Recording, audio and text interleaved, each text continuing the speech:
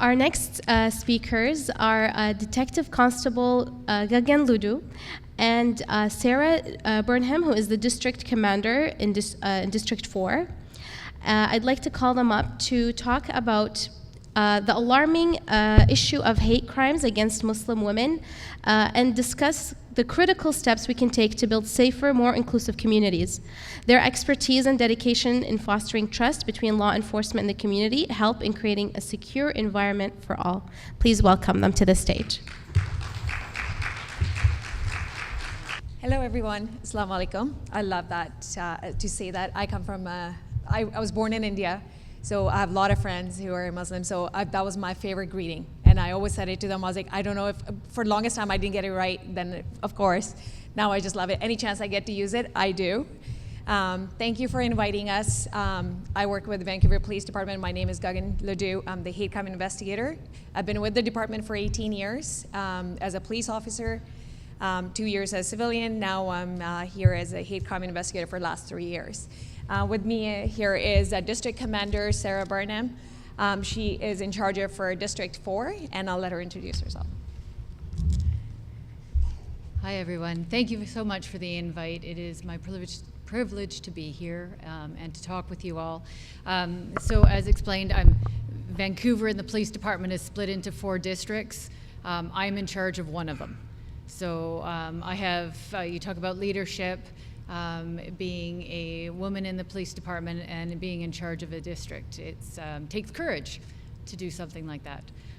But thank you again. I'm hoping that by putting a name to a face, that if anybody has any questions at the end, that feel free, please, to approach us and ask us anything. But I'll let Gagan continue with the talk. Okay, as I said, I came here from India when I was 15 years old. I came here, I started, I obviously did my graduation. Prior to that, just to give a little background, I come from a Sikh family. I'm the youngest of 5 girls. So as you can tell, back in the day, my mom got taunted for not having a son. Till today, a lot of people say, oh, poor you, you don't have a brother. So needless to say, I grew up with being rebellious, obviously, and I said, what is it that boys can do that I can't do? So I always wanted to be empowered, and since I got into policing, which my dad didn't approve of at the time, because he had the mindset of Indian police, you know, there was corruption, there's a lot of different things. It was not the career for females.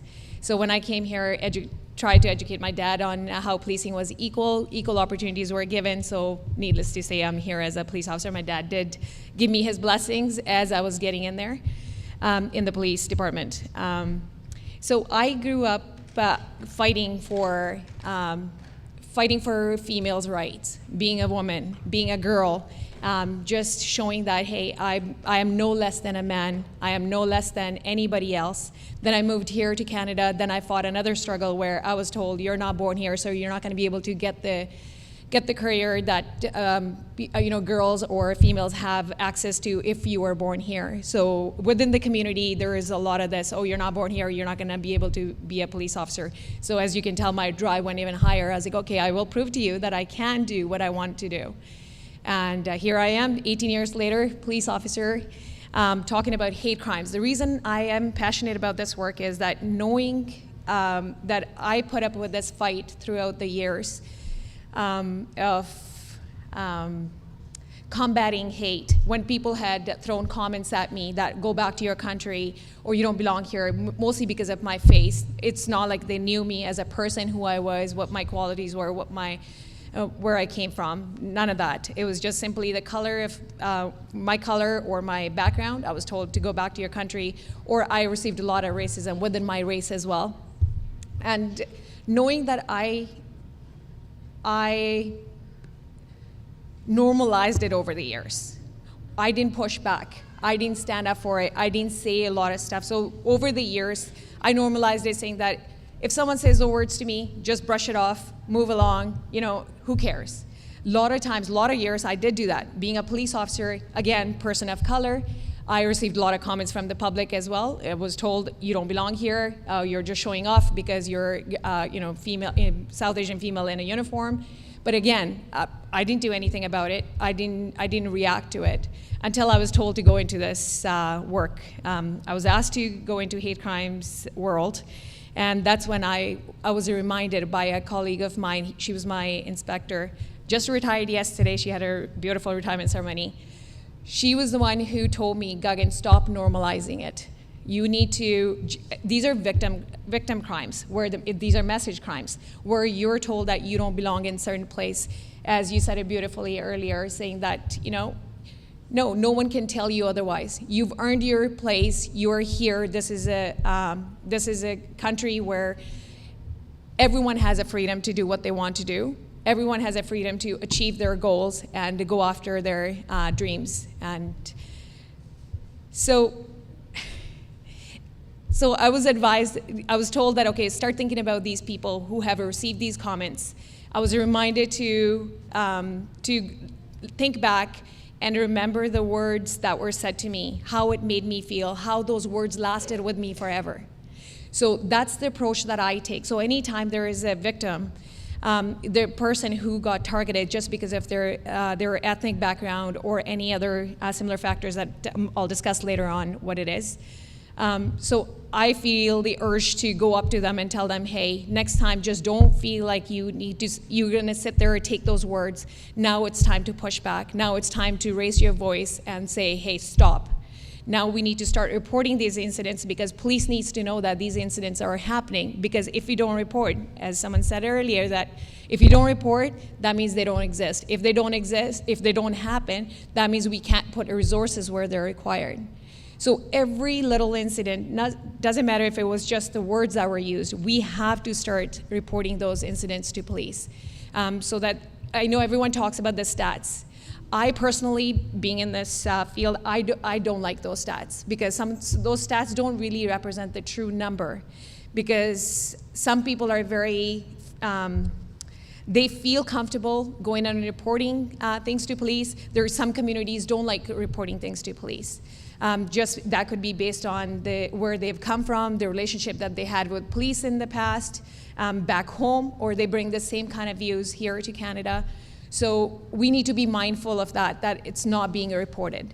And that's the issue that we're here to address, underreporting. And if there's anything that you guys take away today, please take that anytime there is an incident where your identity is questioned or someone's told you to go back to your country, no matter how insignificant it may seem, please do call police and report those incidents so that we can show that, yes, hate is rising and we need to do something about it. And there are a lot of great programs that are being offered out in the community, different communities, and the government is coming up with a lot of funding to support these programs to combat hate. I should go back to my transcript that I have. So I work in VPD, hate crime investigator. There's two of us. It used to be one officer who dealt with all these incidents or looked at all the incidents where suspect was motivated by hate, bias, or prejudice. And now that in recent years, obviously, starting from pandemic, it's realized that the numbers have gone up and it needs to be, there's obviously a need of more police officers who are focusing on this type of work.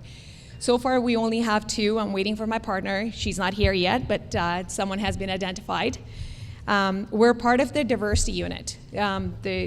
Our section is called Diversity, Community, Indigenous Relations section, where we have community liaison officers. They directly liaise with a lot of different communities, Muslim community, Jewish community, Sikh community, Black community, every single community, so that we can find out what the issues are in that community, how we can help them to combat hate or if they need any resources.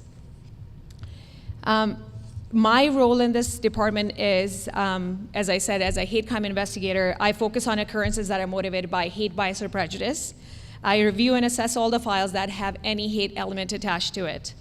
I work closely with all the liaison officers that are in their department who are dealing with different communities.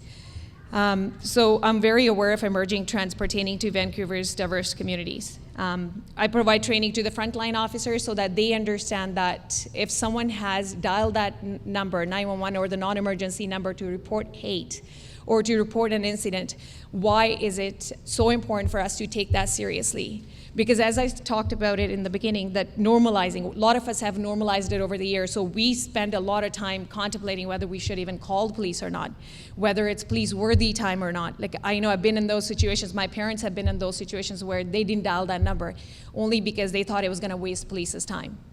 I'm here to tell you that's not the case. So please do dial that number, whether it's emergency. You guys know the difference between emergency and non-emergency. If there are suspects there happening right now, immediate danger, call 911. Otherwise, if it has happened and you have more information to add, just call the non-emergency number. So, so the members are given the resources that they can offer to all the victims. I do community outreach where I go into the community, do presentations such like this, and I speak with newcomers, with the ISSO BC. I've worked with CRRF. I did the workshops that took place in May in Victoria and in Vancouver. I was part of that. The first day was for the police resources. The second day was the community, and I was part of the community. And I want to say that although I was told that there's a lot of hate in the community towards police, I know that there's no hate towards police. It is just lack of, I would say, not knowing that there are, what resources can police offer. The communication is not there. It's not as prevalent as it should be. So we're here to open those communications and have you guys come and approach us if you need something. Not unless you tell us what resources you need, what kind of help we can provide as police officers, we won't be able to do that. I liaise with the BC Hate Crimes team and our designated Crown Counsel. So if there's a file that comes through that's motivated by hate, bias, or prejudice, has charges associated to it, which I'll go more in detail in a bit. So then I contact the Crown, who's a designated, and work with them to make sure that that file does go to charges. And charges are laid, and the judge is able to see the true picture of either a hate-motivated crime, so that it's not just dropped. And then I speak with the community as well to get community statements, just to show the impact that it has not just on the victims and also the community as general. I reach out to the victims most of the times, being a one-person section, so I can't reach out to every single one of them, but I try to reach as many as possible, because a lot of times it's the education piece.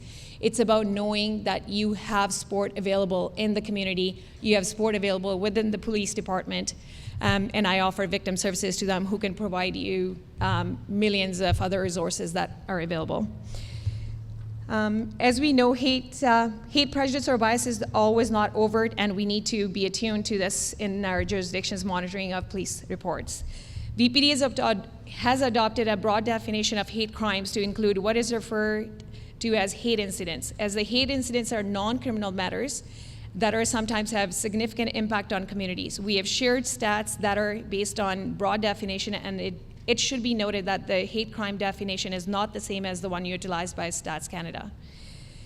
This can explain why stats reporting differs, and it's most important to know that the geographical region being reported on and also the definition utilized. Comparing stats without clearly defining these metrics is neither useful or responsible. The broad definition we utilize allows us to identify emerging trends, identify potential suspects, and ensure the file linkage. We include the hate propaganda criminal code offenses, both section 318, 319. We know those ones, genocide or willful promotion of hatred.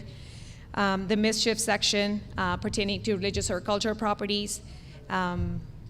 So we ask for the 718.2. Under the section 718.2, sub A, sub I, this is where we're asking for aggravating factors. So if there is suppose there is an assault that has occurred and we know that it was motivated by hate, bias, or prejudice, then it's my job in Vancouver to speak to and provide the documents showing that this was in fact motivated by hate, bias, or prejudice, and ask for aggravating factors, so which means additional sentencing. That's what we're asking for. That's how it's different on that level. I know we only have 15 minutes, so I'm going to try and rush it as I can. Hate crimes is not defined in Canadian law. The term hate crime is commonly used to describe a range of criminal and non-criminal events that may involve hate, prejudice, or bias. So the terms that we look at is hate crime, hate-motivated crimes, hate-motivated incidents, and hate propaganda crimes. Hate-motivated crimes are the ones that are committed against a person or property, in part or in whole or in part by the suspect's hate, bias, or prejudice against an identifiable group. So the two things that are needed is we need a criminal offense, which means it could be assault, uttering threats, harassment, and that suspect was motivated by hate, bias, or prejudice. So they are hate-motivated crimes. So then the second one is a hate-motivated incident. So that's the difference between the two. So one has the criminal offense attached to it. The second one doesn't have criminal offense. So let's say you're walking on the road, just because a traditional attire that you're wearing, someone comes up to you and tells you, hey, you don't belong in this country, take that thing off. I'm using that because these words have been used in the past. They say, take that shit off, they'll say, and go back to your country. So those are just the words that were used. They didn't assault the person, they didn't push them, they didn't harass them, they didn't say they are gonna do something criminal to them or to harm them in any way. So these are just the words, but they are just as important to be reported because this person may go around this one time saying the racial slurs to this person. They may say it the second time to this person, and third time they don't say the racial slurs, but they have gone and attacked or targeted member of the same community. So that's where my job comes in. I look at the background of these people and say, hey, back in last 2 years, 3 years, whatever the time frame, this person has targeted people from the same community using these slurs. This time he didn't say any words, he just went and assaulted them. We call them stranger assaults. They're not stranger in a lot of ways. So if we have the history on this person, then we can build that nexus and show that, paint that clear picture for the Crown and for the judge to know that it was motivated by hate, bias, or prejudice. So again, coming back to the importance of reporting just the racial slurs, those are very important. If someone, you're walking by, someone driving by and says those words, even though you didn't see them, probably you got the license plate number, do call that in, because then we can identify the driver, we can identify, obviously from the car, you can identify the driver, the registered owner. From talking to registered owner, you can get the driver, who it was, so then the person can be identified in the situation. So that's why reporting these incidents are very, very important. When I talk about identifiable group is defined in 2 sections in criminal code. It's this section of public distinguished by race, national or ethnic origin, language, color, religion, sex, age, mental or physical disability, sexual orientation, gender identity or expression, or any other similar factor. So any of these categories, if you think that you got distinguished by or you got targeted because of any of these categories, so you fall under that identifiable group.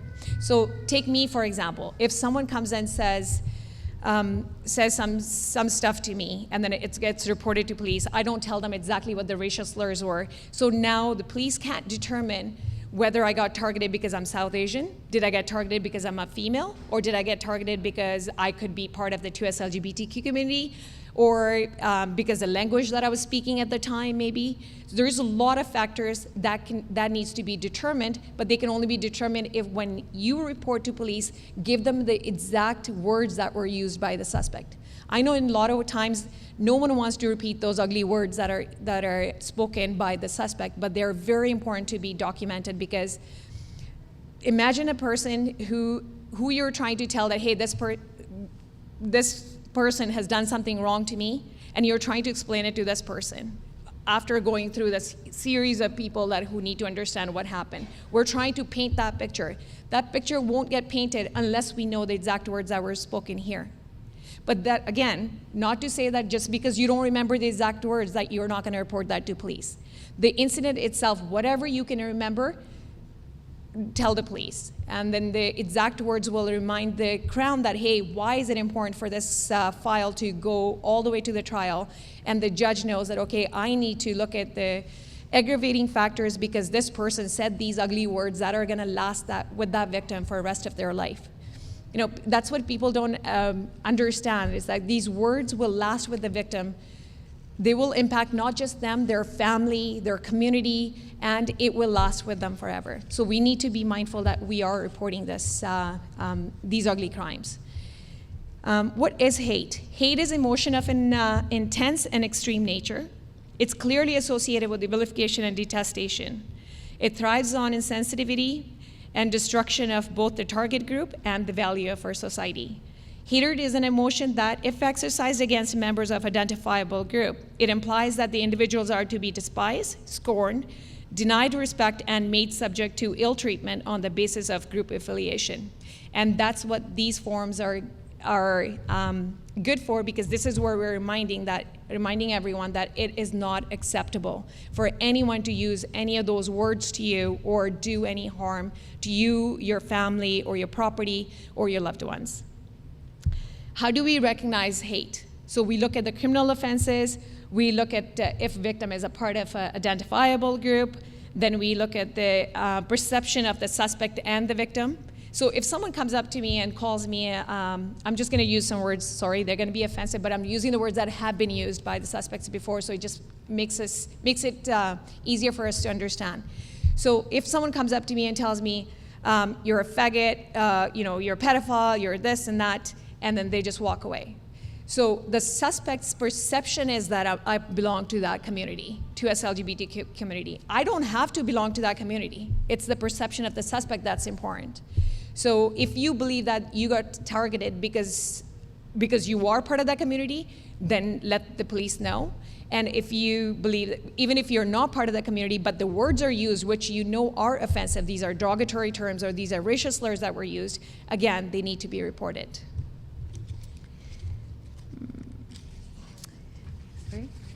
I know, we're running out of time here. So what I want to say is that there is another thing. When it comes to females, we were, obviously, some back in the day, or still some people have the perception that we're weak. We're not able to care for ourselves. We always need a man in our life who is going to take care of us. And sometimes in domestic violence, a lot of these issues are overlooked.